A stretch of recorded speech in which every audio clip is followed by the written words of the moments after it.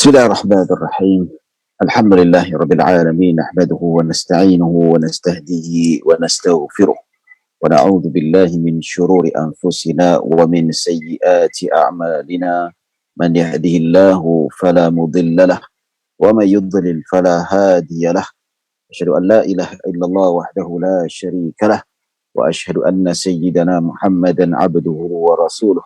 اللهم صل وسلم وزد وبارك على سيدنا محمد عبدك ورسولك النبي الأمي وعلى آله وصحبه أجمعين. سبحانك لا علم لنا إلا ما علمتنا إنك أنت العليم الحكيم. رب اشرح لي صدري ويسر لي أمري واحلل عقدة من لساني يفقه قولي. أما بعد، Alhamdulillah, Alhamdulillah, syukur pada Allah Subhanahu wa taala atas nikmat serta limpahan kurniaan daripada Allah Subhanahu wa taala. Sama-sama kita dapat berkumpul pada pagi ini walaupun secara alam maya, tapi masih lagi kita dalam kategori duduk dalam satu majlis yang dimuliakan oleh Allah Subhanahu wa taala. Tuan-tuan dan puan-puan dirahmati Allah Subhanahu wa taala, seperti mana dijanjikan pada hari ini saya nak memberi tazkirah, berpandukan sepotong hadis yang dipilih pada pagi ini, iaitu hadis yang diriwayatkan oleh Al-Imam Muslim rahimahullah ta'ala dalam Kitabul Iman, dalam bab keimanan, yang mana hadis ni sangat penting untuk kita faham, untuk kita lalui tentang perkara ini supaya kita dapat reda, untuk kita mengharapkan keredaan daripada Allah Subhanahu wa ta'ala. Baik, hadis yang dimaksudkan pada hari ini tuan-tuan, iaitu hadis yang kita nak bacakan. Bismillahirrahmanirrahim. Qala al-musannif rahimahullahu ta'ala wa nafa'ana bihi wa bi'ulumi fid darain. An Abi Hurairah radhiyallahu anhu qala Rasulullah sallallahu alaihi wasallam, ithnatani fin nasi huma bihim kufrun, at-ta'nu fin nasabi wan niyahatu 'alal mayyit. Rawahu Muslim. Hadis yang pendek saja, tak panjang, yang bermaksud Sayyidina Abu Hurairah radhiyallahu anhu meriwayatkan bahawa beliau berkata, Rasulullah sallallahu alaihi wasallam bersabda, dua dalam golongan manusia mereka dengannya menjadi kufur. Pertama, menghina atau mencela nasab, dan kedua, meratapi ke atas mayat. Wah, ini maksud hadis. Hadis yang sahih yang diriwayatkan oleh Imam Muslim dan riwayat-riwayat yang lain dalam riwayat-riwayat yang disebutkan pada riwayat kitab-kitab sunnah yang lain. Ya, dalam hadis yang lain juga disebutkan hampir sama tapi makna yang sedikit berbeza, yang mana disebutkan oleh baginda sallallahu alaihi wasallam, arba'un fi ummati min amril jahiliyah la yatrukunahum al-fakhru bil ahsab wa ta'nu fil ansab wal istisqa'u bin nujum wal liyahatu 'alal mayyit. Nabi bersabda, 4 perkara yang mana umatku melakukan perkara, iaitu 4 perkara daripada amalan-amalan jahiliyah yang tidak ditinggalkan oleh mereka, iaitu umatku. Maksudnya umat Nabi Muhammad sallallahu alaihi wasallam masih melakukan 4 perkara ini. Walaupun jahiliyah itu dah lama berlaku, Islam sudah datang. Apakah dia? Al-fakhru bil ahsab, iaitu berbangga-bangga dengan keturunan. Kemudian mencela keturunan-keturunan. Begitu juga meminta pertolongan ataupun meminta pertolongan dengan bintang-bintang. Dan keempat, iaitu meratapi ke atas mayat. Nah, ini beberapa hadis. Cuma kita nak tumpukan pada hadis yang pertama. Nabi kata 2 perkara yang mana umatku terjebak dengan perkara ini, maka dia menjadi kufur. Itu maksud hadis secara terjemahan dia. Yang mana pertama, mencela keturunan. Mencela keturunan seseorang. Dan kedua, meratapi ke atas mayat. Nah, ini kita nak jelaskan maksud apakah yang dimaksudkan dalam hadis Nabi sallallahu alaihi wasallam ini. Ya, apakah dimaksudkan mencela keturunan? Apakah yang dimaksudkan dengan meratapi ke atas mayat? Ya, adakah melakukan kedua-dua perkara ini dia menjadi kufur? Waliyadzubillah. Apakah masuk kufur dalam hadis Nabi sallallahu alaihi wasallam? Jadi sebab tu saya nak bawa hadis ni supaya kita faham. Baik, kufur dalam hadis ini, sepakat ulama ahli sunnah wal jamaah bukan bermaksud ia adalah kufur ataupun terkeluar daripada agama. Sebab apa? Kufur ni ada tingkatan-tingkatannya menurut para ulama. Dan begitu juga disebutkan dalam hadis Nabi SAW, ada perkara yang Nabi SAW sebut kufur, tidak semestinya ia membawa kepada makna keluar ataupun murtad daripada agama Allah Subhanahu Wa Taala. Ya. Jadi kufur kat sini maksudnya dia mencela nasab ataupun mencela keturunan orang. Kau ni apalah keturunan hina, ya. Biasa zaman sekarang ni ada yang start buat body shaming. Body shaming satu lagi dekat internet tu, ialah body shaming tu dikaitkan dengan keturunan. Ya, mesti mak bapak kau tak cantik, atuk kau macam ni ada. Ya, jadi memang perkara tu berlaku menyebabkan orang yang kena shaming tu stres dan menyebabkan dia betul-betul tertekan, boleh membawa banyak kemudaratan yang kita tak ingin. Jadi kufur kat sini tuan-tuan bukanlah kufur dia tu murtad, maksudnya kau hina dia ni, mak dia hitam, mak kau hijau apa semua, kau kufur, kafir. Tidak. Ya, kufur di sini antara tafsiran di kalangan para ulama iaitu kufur nikmat. Ya, nikmat Allah bagi macam mana bentuk sekalipun, keturunan mana pun sekalipun, tak kisahlah sesiapa pun dapat keturunan diraja ke, keturunan Bani Hashim ke Quraisy, tak kisah. Ya, apa saja nasab, apa saja keturunan yang dapat, maka kita patut menikmati kesyukuran itu, bukan mengkufuri dengan menghina dan sebagainya. Walaupun bukan keturunan kita, tapi keturunan orang lain. Nampak? Ya. Jadi bila disebutkan tentang dia menghina nikmat yang Allah berikan kepada orang lain, maksudnya dia kufur nikmat. Sebab itu dalam Al-Quran Allah Subhanahu Wa Taala sebut, la in syakartum la azidannakum wa la in kafartum inna azabi lasyadid. Ya. Jadi baik, ada bunyi apa tu? Minta maaf, saya nak padam, ada bunyi kipas.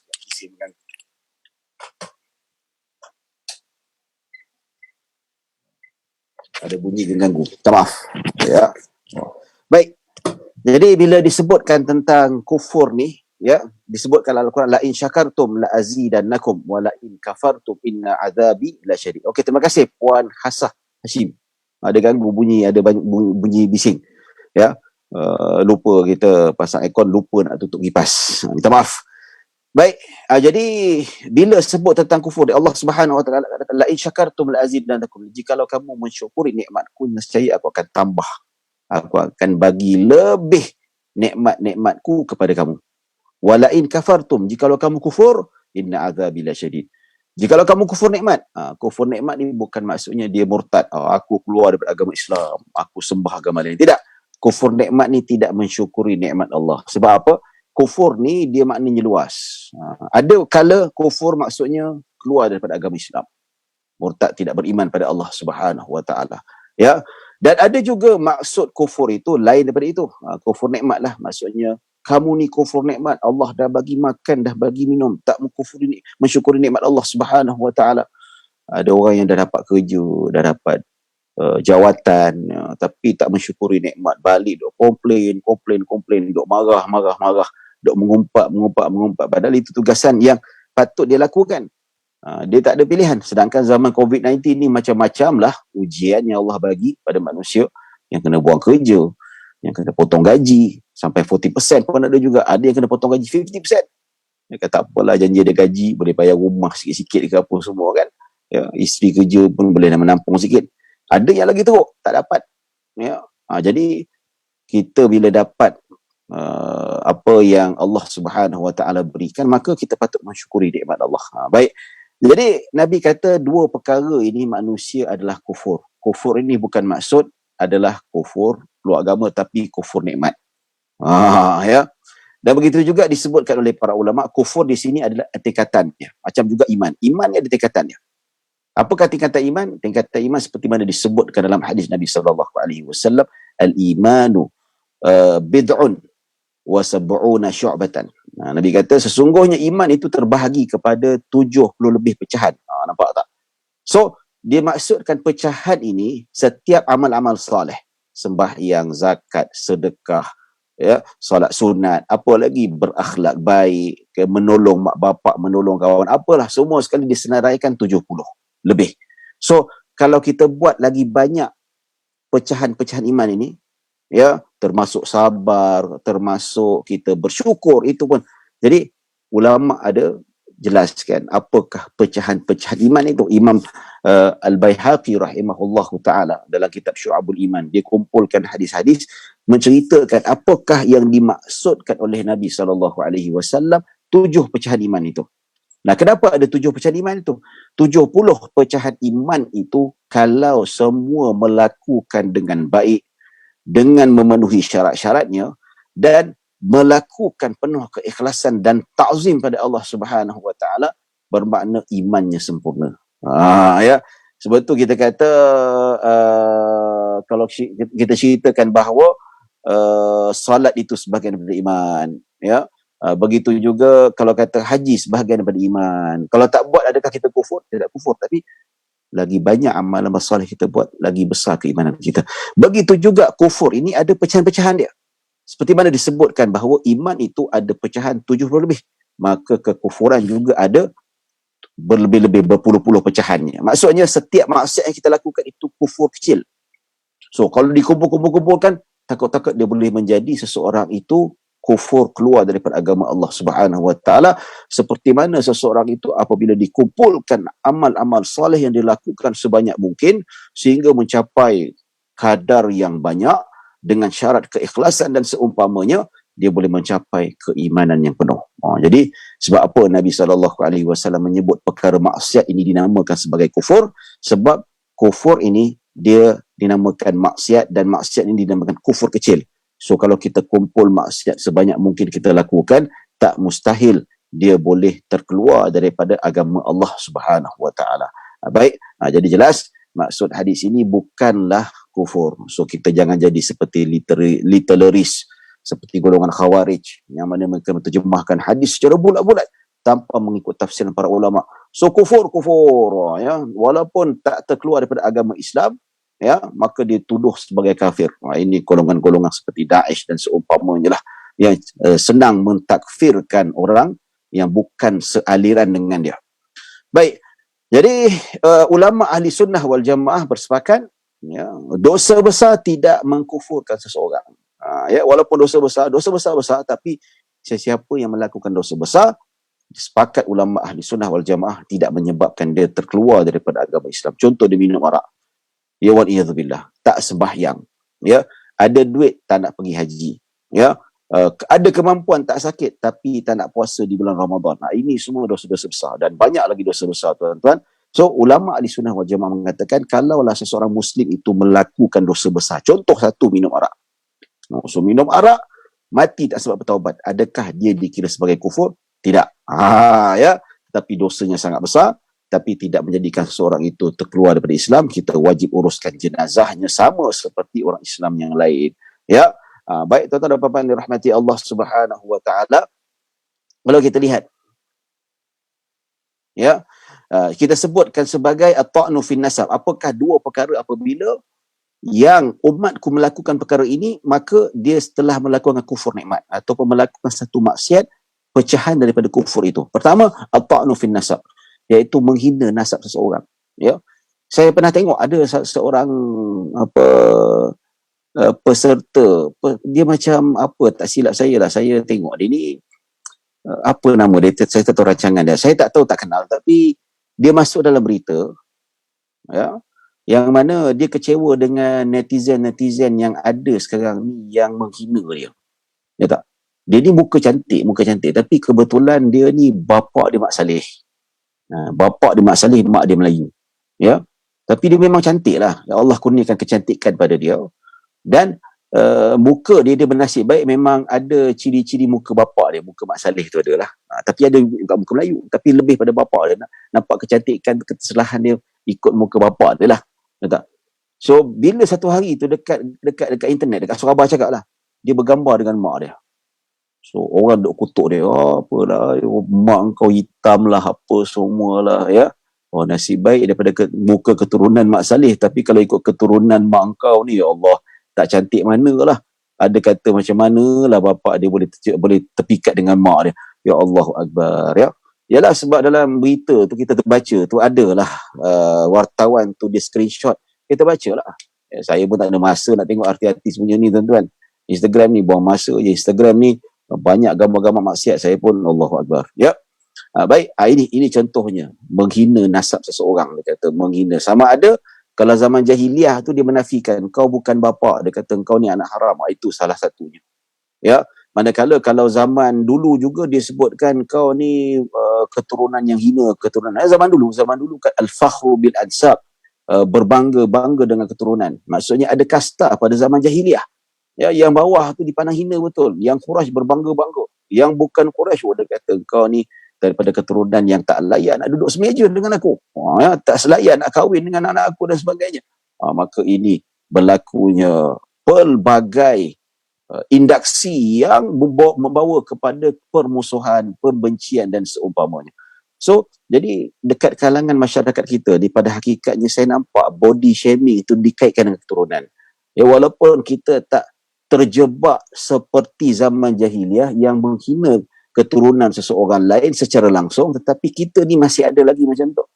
Ya. Jadi melibatkan mak kau hijau apa semua tu kan. Ya, walaupun asal pada budak-budak, ya budak-budak ni budak kecil tak akil balik lagi, dia tak tahulah kadang-kadang benda tu halal haram dan ia melibatkan emosi. Tapi kadang-kadang kita pun dah besar pun duk kutuk orang mak kau hijau apa semualah. So politician, kita marah dengan orang politik kan.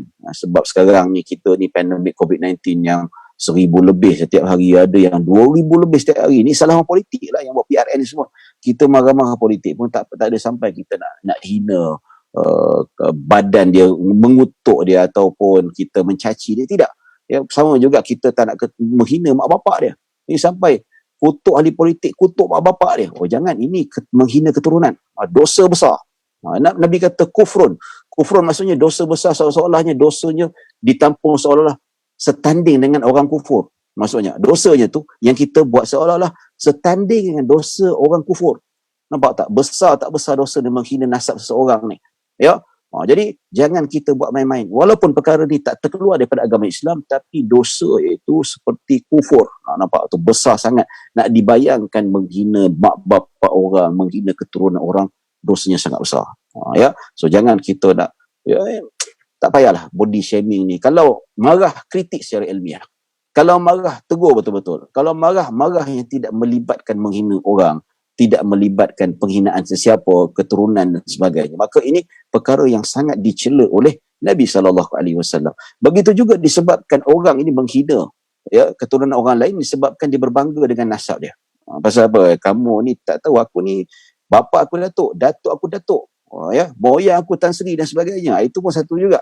Maka bila dia berbangga dengan keturunannya, maka dia akan melakukan penghinaan. Sebagai contoh, orang kaya yang ada anak datuk keturunan yang kaya-kaya. So bila datang hotel, pekerja tu buat silap sikit, dia pun tak ada beradab, dia marah. Kamu tahu tak? Ya, saya boleh bayar gaji awak 3 bulan. Macam tu tak? Ya, saya ni bayar hotel ni, bayar gaji awak. Itu. Walaupun pada hakikatnya dia tidak menghina keturunan seseorang ataupun darjat seseorang itu, tetapi amalan dia tu sendiri, niat dia. Alah, engkau ni sekadar cleaner aja. Ya, Allah tahu. Walaupun dia tak tahu, tak dapat baca hati kita yang menghina dia, yang lebih rendah, kasta lebih rendah daripada kita, tapi Allah tahu hati kita, tuan-tuan. So jangan kita melibatkan kekufuran yang kita kata, Nabi kata kufur nikmah, dan kufur yang menyebabkan ia mengundang dosa yang sangat besar. Dan kedua yang Nabi SAW sebut, an-niyahah alal mayyit, iaitu meratapi atas mayat. Meratapi ni menangis beria-ria, ya. Walaupun tak menangis tapi duk menjerit, duk meratapi, tarik baju, ya. Itu yang tak dibenarkan oleh syarak, yang tak dibenarkan oleh Nabi SAW. Ya. Habis tak boleh menangis ke? Menangis itu biasa. Nabi pun pernah menangis ketika kematian seorang bayi. Bayi itu sakit, Nabi pegang, sakit meninggal dunia kat tangan Nabi. Nabi pun menangis. Ya, Nabi kata tangisan rahmah. Itu biasa. Ya, Nabi pun menangis kehilangan orang yang disayangi, Abu Talib, Sayyidah Khadijah radhiyallahu anha. Itu fitrah. Yang tak boleh meratapi, dia pukul. Kalau dekat Mesir ni, kat Arab tu dia pukul muka, dia tarik baju. Itu meratapi. Itu jelas haram. Tak boleh, itu perbuatan jahiliah. Kerana apa? Itu dikira sebagai melampau dan keterlaluan. Dan ini ciri-ciri ataupun tanda-tanda seseorang itu tidak terima qada dan qadar Allah Subhanahu wa taala. Maka mereka yang tidak boleh menerima qada dan qadar Allah disusuli dengan perkara-perkara yang melampau. Maka itulah yang menyebabkan seseorang itu terjebak dengan dosa besar. Ya, ini dua yang disebutkan oleh Nabi sallallahu alaihi wasallam. So hati-hati tuan-tuan. Ya, kalau menangis tu kita kata berpada-pada, ya, jangan kita kata terlaluan. Ya, sampai ada kata menangis tak nak sembahyang, tak nak makan, itu keterlaluan. Ya, sebab itu Nabi SAW sebut khairul umuri awsatuha. Sebaik-baik perkara adalah yang pertengahan. Dia bukan berlebihan. Nak menangis, tak ada masalah. Ya. Menangis 2-3 hari pun tak apa. Menangis pagi sampai petang, tak ada masalah. Ya. Tapi janganlah sampai kita melupakan tanggungjawab kita. Janganlah sampai kita menyeksa diri kita dan seumpamanya. Ya, tuan-tuan dan puan-puan dirahmati Allah Subhanahu wa taala. Kita sebutkan juga dalam hadis Nabi sallallahu alaihi wasallam, Nabi kata sesungguhnya, tuan-tuan mesti pernah dengar, yang mana Nabi sallallahu alaihi wasallam pernah nyatakan dalam satu hadis, innal mayyita yu'adzabu bima niha alaihi. Sesungguhnya mayat itu diseksa atas sebab ratapan ahli keluarga ke atasnya. Orang nampak tak? Ya.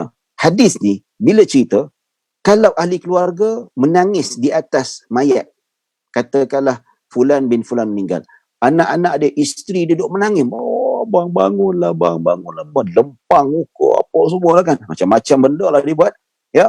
Maka dalam hadis Nabi SAW, Nabi kata sesungguhnya mayat itu diseksa. Ya. Tapi bila kita fikir balik, kenapa pula mayat tu seksa? Ya. Dulu saya pernah dengar hadis ni lah. Ya, hadis ni kata macam something wrong, ya. Tapi bila tengok hadis tu, hadis sahih Bukhari. Yang mana pertama, orang lain buat salah, orang lain meratapi, tapi kenapa mayat ni seksa? Kan dalam Islam itu sendiri tidak ada orang lain menanggung dosa orang lain, wala taziru waziratun wizra ukhra. Jelas dalam Al-Quran, dalam hadis Nabi SAW, tidak ada jenis kata apa, seseorang itu menanggung dosa orang lain. Jiwa yang berdosa tidak menanggung dosa orang lain. Nampak tak? Ya. Jadi macam mana pula yang buat salah, yang meratapi itu ahli keluarga dia, bukan si mati itu. Tapi kenapa si mati itu kena seksa? Di mana keadilan Allah Subhanahu wa taala? Ya, ini kita nak terangkan sebab apa? Dulu biasa kita dengar lah, ada kata orang tua, dia kata kamu ni jangan menangis sangat.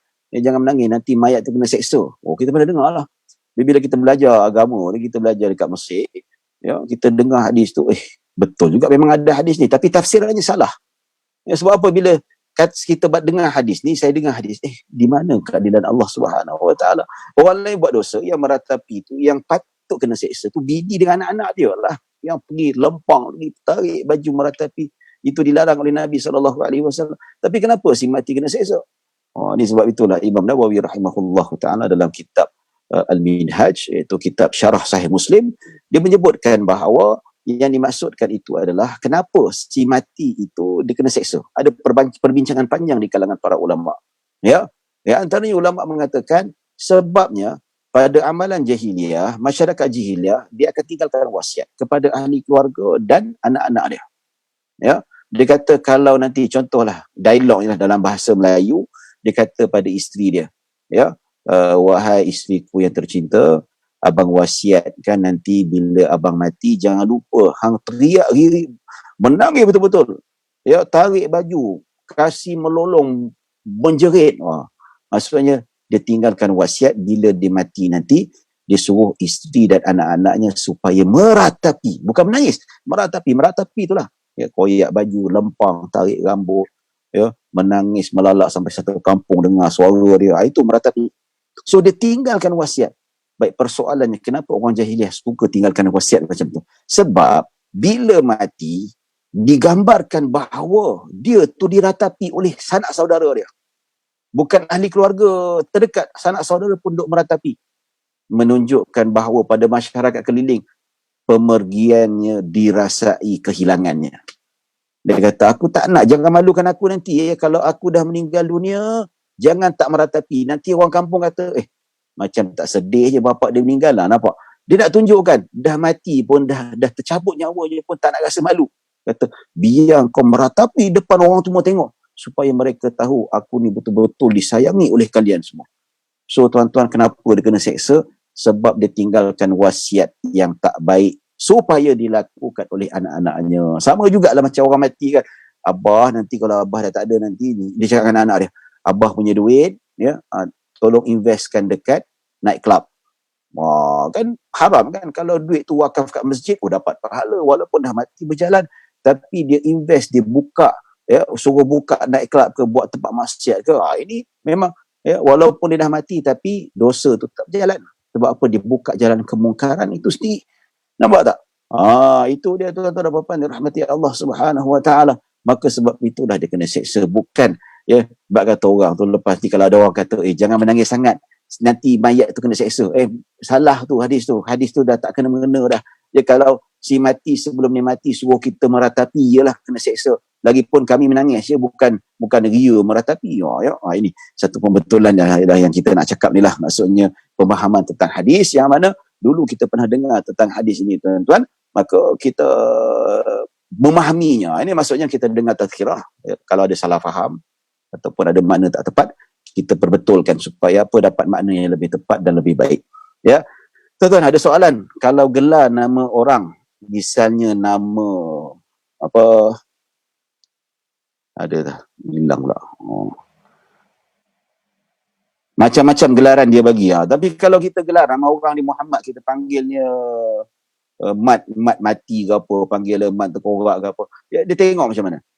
Tapi kalau dia tak suka, haram lah. Tapi kalau orang tu panggil nama gelaran, saya pun dengan kawan-kawan saya pun ada nama gelaran. Tapi ada yang suka, dia tak suka. Ada yang kata, dah lah jangan panggil aku nama gelaran lagi, dah panggil nama penuh. Dia tak suka. Kalau kita panggil dalam keadaan dia tak redha, dosa lah hukumnya haram. Pasal apa? Kita macam mengutuk dia. Tapi kalau macam ada orang, macam kat Melaka tu, memang mereka dah biasa dengan gelaran ni. Mat tengkorak lah, mat labu lah, apa semua. Dia suka ketawa, kak.